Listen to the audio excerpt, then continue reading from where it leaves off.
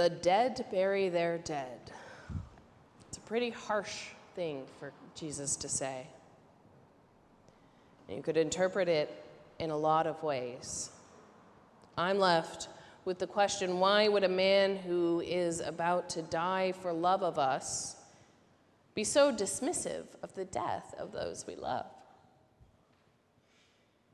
One theory is that Jesus, being fully human the way that we believe him to be, was behaving fully human and anxiously focused on the scary task that he was to complete.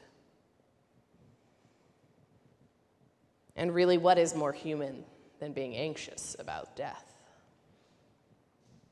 Even for one who knows that it does not end at death. And he wasn't entirely wrong.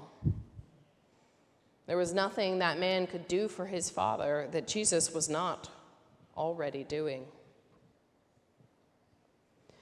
In a lot of ways, funerals are more for the living than for the dead. An opportunity to pray, to say goodbye, and a culturally acceptable place to cry in public. And perhaps Jesus was aware that looking back would change nothing. Not when what was next was so important. He is on his way to conquer death, to show that death is not what we should be worried about. In fact, what we should be worried about is love. Paul describes to us the fruits of the Spirit and their dark sides. Idolatry versus faithfulness, jealousy versus generosity, enmity versus kindness, dissension versus gentleness. All of these represent realities in our world, a yearning for closeness and connection, and fear of loss. We yearn for God to be closer, but then in thinking we have the power to bring God closer, we lose sight of an important truth, which is that we can only have faith, not proof, that God will be there too. And to convince ourselves otherwise is idolatry. It's the hardest thing ever to move forward without looking back. And yet it is impossible to move forward while looking back. It is not that you can never look back, that history isn't important, that our past does not have an effect on our present.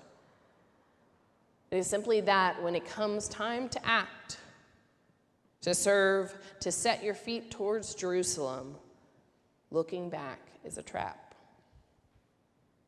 It takes a great deal of faith to move forward when you are afraid. Giving into the fear leads to what Paul warns us about, these ways of the flesh that are so hurtful. It is when our fear outweighs our love that faith becomes idolatry. Generosity becomes jealousy and envy, and kindness becomes enmity. Jesus tells us not to look back when we choose to follow him in the same way one is told not to look down when they are at a great height. If you look down, if you look back, the fear will overcome you and you will lose the ability to move forward.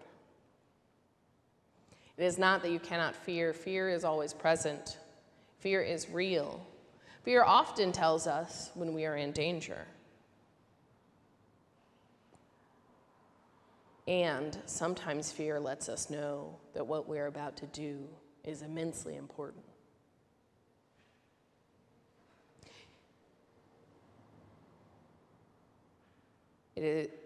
But we need to know that love is stronger than fear.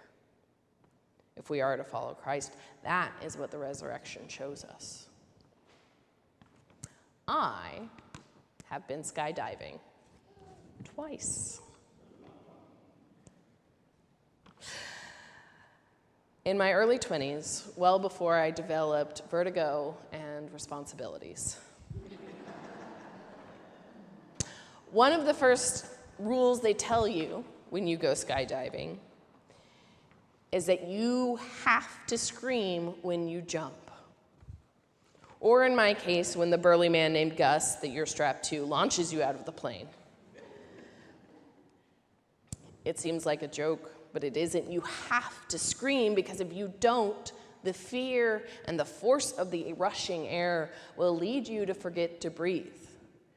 People have passed out. And that fear, that forgetfulness to breathe, is a greater danger than screaming. The way to overcome fear is not to deny it, but to feel it, to express it, and to jump out of the plane anyhow. And scream. And tether yourself perhaps to someone who has done it before and knows what they are doing, like Gus. I felt compelled often in my 20s, called perhaps, to see the world from as many different angles as possible, both literally and figuratively.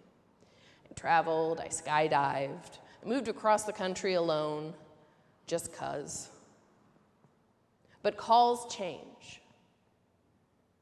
And now I am called to share what I have experienced, to talk to others about who God could be, and to feed God's people, body, mind, and soul.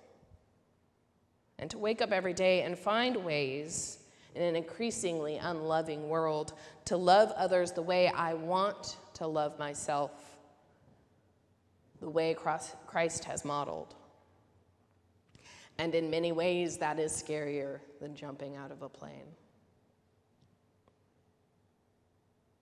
So what is God calling you to do?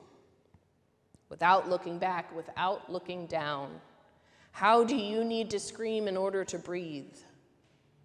Where will you let love take you without abandon, without hesitation, every chance you get?